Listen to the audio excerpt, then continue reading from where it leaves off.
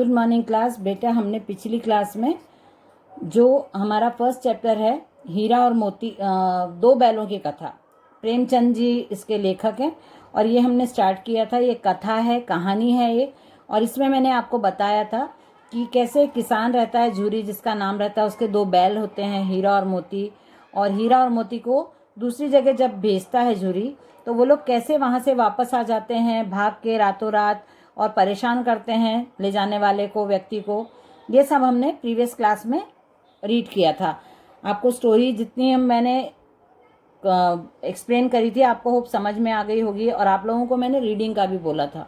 तो आप लोग रीड करके प्रॉपरली आप रीड किया करो, तभी आपको स्टोरी समझ में भी आएगी, आगे की स्टोरी।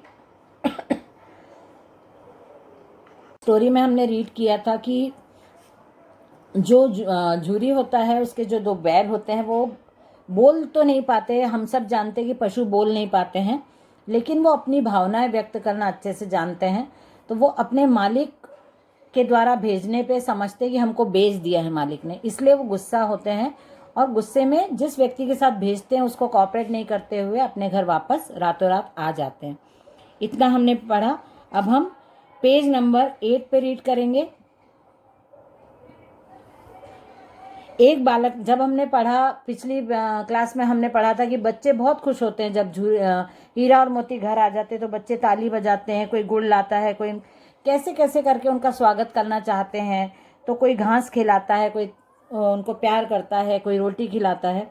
तभी एक बालक ने कहा, ऐसे बैल किसी के पास न होंगे। बच्चे आपस में बात करते हैं और बहुत खुश भी होते हैं। दूसरे ने समर्थन किया, इतनी दूर से दोनों अकेले चले आए। तीसरा बोला, बैल नहीं है, वे उस जन्म के आदमी हैं। इसका प्रतिवाद करने का किसी को साहस नहीं हुआ। बच्चे आपस में बात कर रहे थे, बहुत खुश थे बच्चे कि हीरा और मोती वापस घर आ गए। और सबके पूरे गांव के लिए बहुत इम्पोर्टेंट न्यूज़ हो गई थी कि भाई कैसे देखो अपने बिना जान पहचान के और बिना किसी के सहारे के ये अपने आप इतनी दूसरे गांव में गए और वापस अपने गांव में सही सलामत आ भी गए। और कितने समझदार हैं, ऐसे बैल किसी के पास नहीं होंगे और इतनी दूर से दोनों अकेले चले आए हैं। तीसरे ने बोला कि नहीं, ये बैल थोड़ी हैं, ये तो मनुष्य होंगे, पिछले जन्म में ये जरूर मनुष्य होंगे, तभी इतने समझदारी वाला काम ये लोग कर पाए। और इसका प्रतिवाद किसी ने नहीं किया, मतलब किसी को भी ये बात गलत नहीं लगी। सब लोग सही मान के उसका समर्थन कर रहे थे।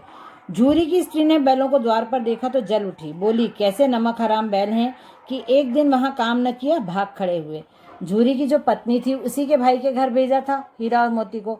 तो झूरी की पत्नी को बहुत खराब लगा ये सब हीरा और मोती को देख के, क्योंकि उसके भाई की मदद के लिए हीरा मोती को भेजा था। तो बहुत गुस्सा हो रही थी कि देखो एक भी दिन नहीं काम किया और वापस चले आए।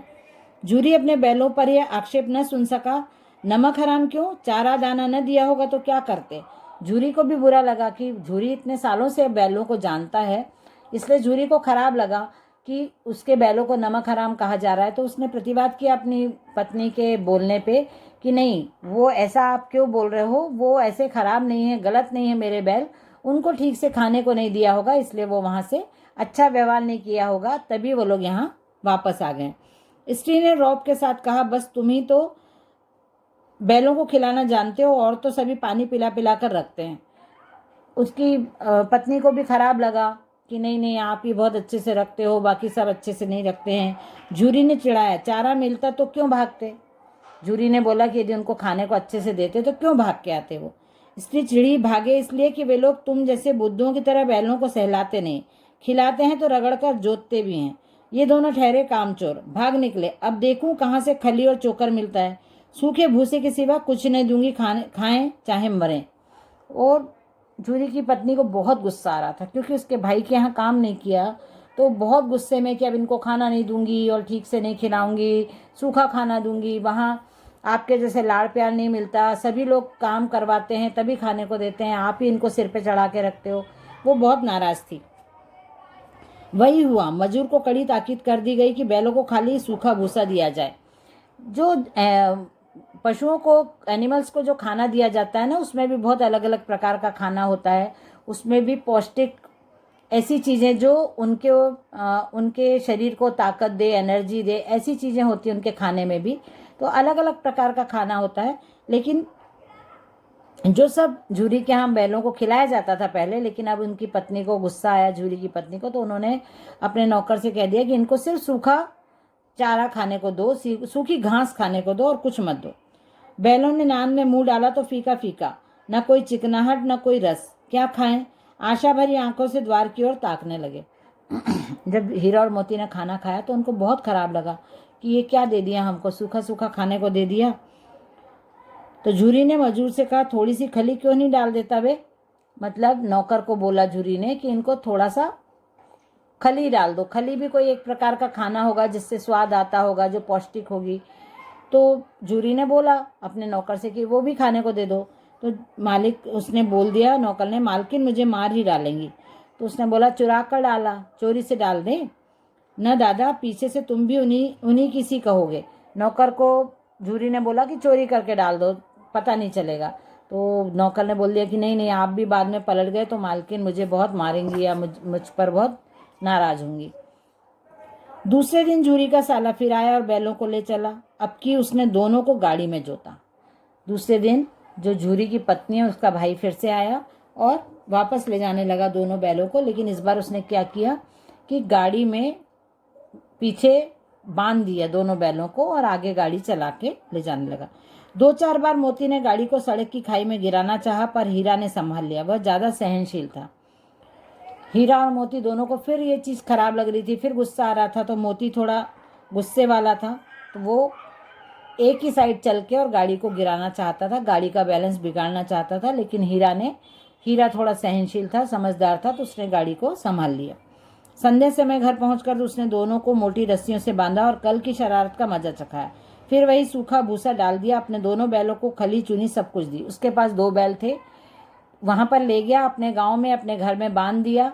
लेकिन क्योंकि उन्होंने पहले बहुत तंग किया था हीरा और मोती ने उस व्यक्ति को, तो उसने क्या किया, अच्छे से खाना नहीं डाला, सूखा चारा डाल दिया, सूखी घास डाल दी और जो खुद के बैल थे उनको अच्छे से खाने को दिया। दोनों बैलों का ऐसा अपमान कभी न हुआ था। झूरी इन्हें फूल की छड़ी से भी न छूता था। उसकी टिटकार पर दोनों उड़ने लगते थे। यहाँ मार पड़ी, आहत सम्मान की व्यथा तो थी ही, उस पर मिला सूखा भूसा। दोनों बैलों को बहुत अपमानजनक लगा कि दूसरे अपने बैलों को सब अच्छे से खाने को दे रहे हैं और हमको खाने को नहीं दे रहे हैं। झूरी कभी उनको मारता भी नहीं था, बहुत प्यार से रखता था, इसलिए उनको बार बार झूरी की याद आ रही थी, बार बार अपने घर की याद आ रही थी। मन में बहुत अपमान भी लग रहा था, बुरा भी लग रहा था और ऊपर से खाने को भी अच्छा नहीं मिल रहा था, तो वो बहुत दुखी थे। नान की तरफ आंख तक नहीं उठाई। दूसरे दिन गया ने बैलों को हल में जोता, पर इन दोनों ने जैसे पांव न उठाने की कसम खा ली। वह मारते मारते थक गया, पर दोनों ने पांव न उठाए। एक बार जब उस निर्दयी ने हीरा की नाक पर खूब डंडे जमाए तो मोती का गुस्सा काबू के बाहर हो गया, हल लेकर भागा। अब सुबह हुई, दोनों बैलों को वो ले जाने लगे खेत में। तो बैलों को ले जाने के लिए उन्होंने हल में जोत दिया। तो हीरा मोती बिल्कुल चलने को तैयार नहीं, पैर कड़क जमा लिए और अपनी जगह से हिल भी नहीं रहे थे, टस से मस भी नहीं हो रहे थे। उसने बहुत मारा, उस व्यक्ति ने हीरा और मोती को मारा। जब मारते मारते वो थक गया तो उसने हीरा की नाक पर मारना शुरू करा। तो मोती को बहुत गुस्सा आ गया और वो हल सहित ही भागने लगा। हल, रस्सी, जुआ, जोत सब टूट टाट कर बराबर हो गया। ये सब जो नाम लिखे हैं, हल, रस्सी, जुआ, जोत, ये सब खेती के काम आने वाले ऐसे औजार हैं जो हल में लगाए जाते हैं, हल को बनाने के लिए और हल के साथ बैलों को जोड़ने के लिए ये सब चीज़ों का यूज़ किया जाता है। और वो लेके भागा और सब टूट टाट के बराबर कर दिया मोती ने और भागता रहा। गले में बड़ी बड़ी रस्सियां न होती तो दोनों पकड़ाई में ना आते। बड़ी बड़ी रस्सियां बंधी हुई थी, इसलिए उसने दोनों को पकड़ लिया। हीरा ने मूक भाषा में कहा, भागना व्यर्थ है। अब ये दोनों जो एनिमल है, बैल हैं, जो दोनों पशु हैं, इनकी आपस में बातचीत यहाँ लेखक ने बताई है। पशुओं की भाषा समझने की कोशिश की है, उनके हृदय की व्यथा, उनके दिल की बातें, उनका मन में जो चल रहा है वो जान के लेखक ने यहाँ लिखना चाहा है।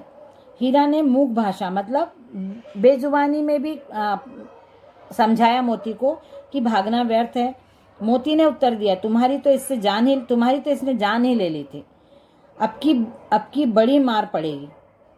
अब उसने बोला कि तुम्हारी तो बहुत मार रहा था तुमको, मोती ने बोला हीरा को, और अब की तो ये अपनी जान ही ले लेगा। पढ़ने दो, बैल का जन्म लिया है तो मार से कहाँ तक बचेंगे। हीरा ने भी बोला कि ठीक है, हम तो बैल हैं, हमको तो मार पड़ेगी ही, मारने दो, कहाँ तक मारेगा। मोती बोला, कहो तो दिखा दूं कुछ मजा, मैं भी लाठी लेकर आ रहा है। मोती ने हीरा से पूछा कि मैं अभी इसको मजा चखा सकता हूँ, तुम बोलो तो मैं कुछ दिखाता हूँ, ये लाठी लेकर हमारी तरफ ही आ रहा है। हीरा ने समझाया, नहीं भाई, खड़े हो जाओ, मुझे मारेगा तो मैं एक दो को तो गिरा दूंगा। मोती ने बोला कि मुझे मारेगा तो मैं गिरा दूंगा। हीरा ने बोला कि नहीं। हीरा थोड़ा सहनशील था, समझदार था, तो इसलिए उसने मना किया कि नहीं भाई, हमको काम तो करना ही है, तो मत आप ऐसा करो। नहीं, हमारी जाति का यह धर्म नहीं है, उसने बोला। हीरा ने समझाया मोती को कि नहीं, आप किसी को परेशान नहीं कर सकते, हमारी जाति का यह धर्म नहीं है, हम तो दूसरों के काम ही आते हैं, काम करते हैं, तो हमको करना चाहिए। मोती दिल में ऐंठ कर रह गया आ पहुंचा, दोनों को पकड़कर ले चला। कुशल हुई कि उसने इस वक्त मारपीट न की, नहीं तो मोती भी पलट पड़ता।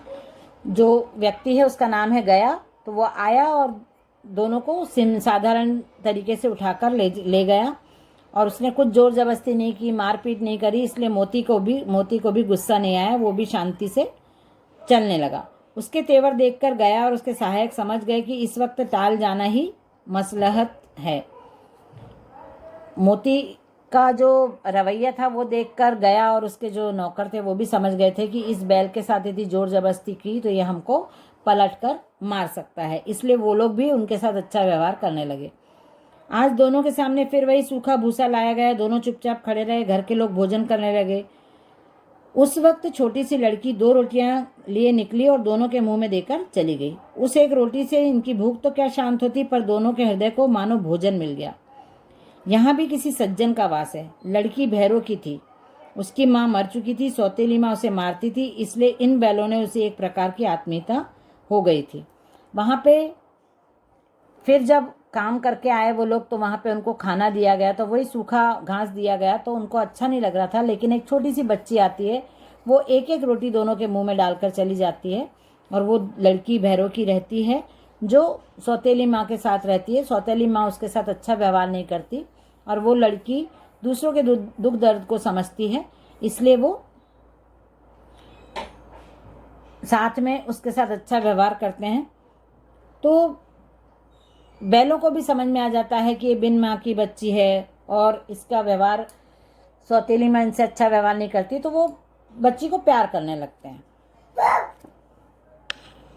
हीरा और मोती को उस लड़की से बहुत आत्मीयता हो गई। दोनों दिन भर जोते जाते, डंडे घाते, अड़ते।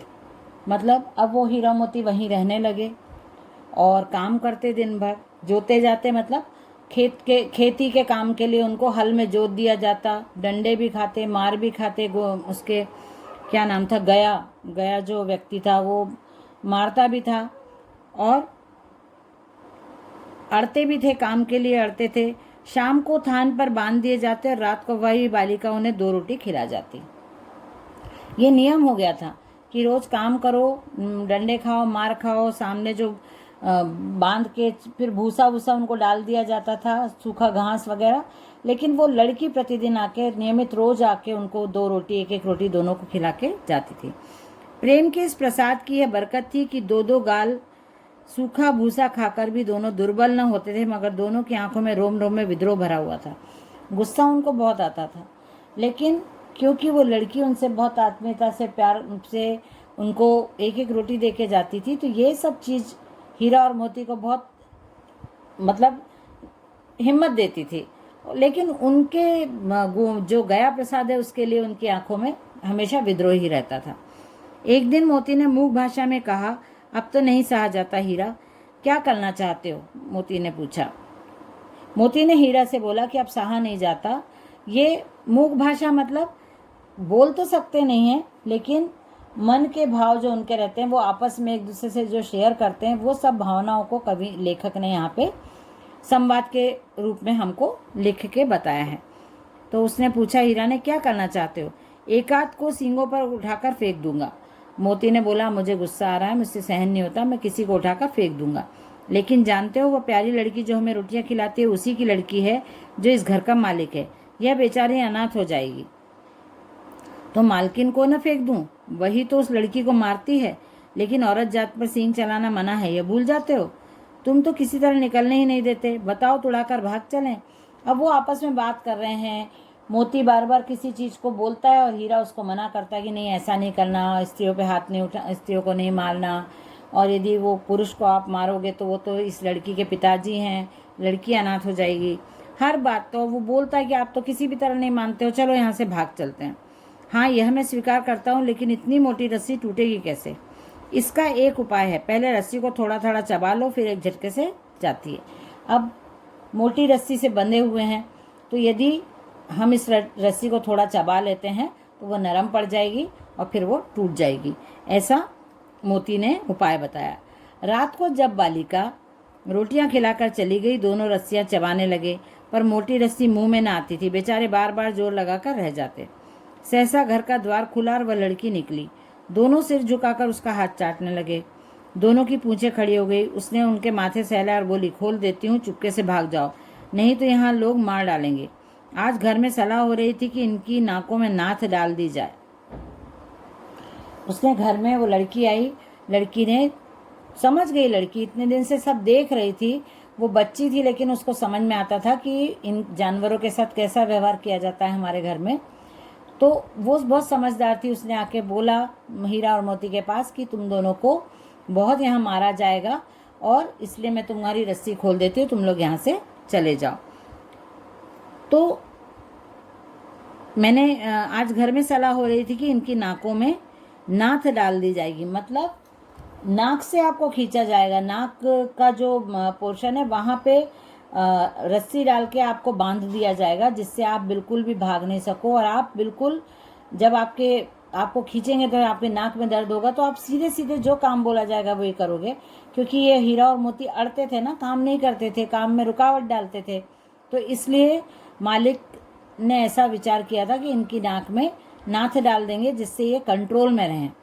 तो लड़की ने सुन लिया था, तो इसलिए वो इनको खोलने के लिए आ गई हीरा मोती को कि तुम लोग यहाँ से भाग जाओ, तुमको बहुत आगे परेशान करने वाले हैं। उसने गराह खोल दी, मतलब दोनों को रस्सियाँ खोल दी, पर दोनों चुपचाप खड़े रहे। मोती ने अपनी भाषा में पूछा, अब चलते क्यों नहीं? हीरा ने कहा, चले तो, लेकिन कल इस अनाथ पर आफत आएगी, सब इसी पर संदेह करेंगे। सहसा बालिका चिल्लाई, दोनों फूफा वाले बैल भागे जा रहे हैं, ओ दादा दादा, दोनों बैल भागे जा रहे हैं, जल्दी दौड़ो। अब लड़की ने एकदम से चिल्लाना चालू कर दिया कि जो बैल फूफा के यहाँ से आए थे वो दोनों बैल भागे जा रहे हैं, और आप लोग जल्दी अपने दादा को, मतलब पिताजी को, आवाज़ लगाई उसने बार बार कि आप पकड़ो, ताकि उन लोगों को लगे कि ये छोड़ के भाग रहे हैं। तो ये हमने पेज 11 तक कंप्लीट कर लिया है। आप लोग पेज 10 और 11 होमवर्क में कर लेना, मतलब रीडिंग कर लेना पेज 9, 10 और 11 की, जिससे आपको आगे की स्टोरी, मतलब स्टोरी में कनेक्टिविटी बनी रहे, आपको स्टोरी समझ में आते रहे, तो ये आप पढ़ लेना। ठीक है, ओके, चलिए बाय एवरीवन।